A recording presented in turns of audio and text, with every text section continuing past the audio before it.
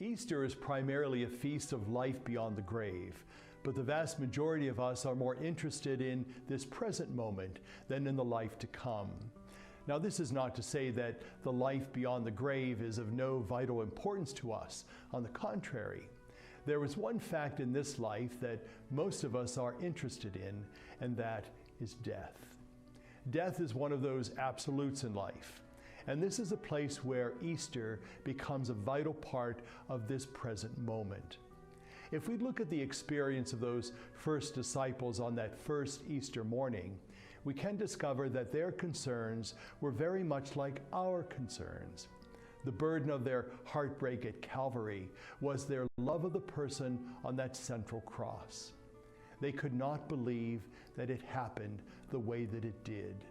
And when the women came to the tomb early that Sunday morning, they were grieving for the one who was buried there.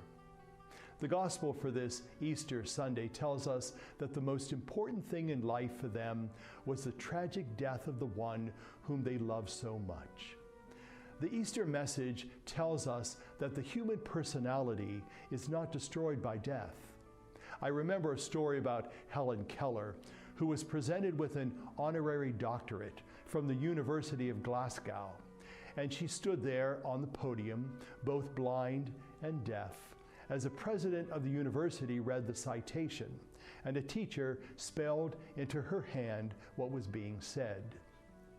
Then she herself was led to the podium for a brief speech, the closing words of which were these: "Darkness and silence need not bar the progress of the immortal spirit." A Scottish reporter telling the story wrote, "Then there was thunderous applause, which only she could not see or hear." Victory over hardship, victory over handicap, victory over pain and suffering, victory over sin. The story goes on. Victory over death. As we stand at the foot of the cross, may we hear the angels say to the grieving women, "Why do you look for the dead among the living? He is risen. Alleluia."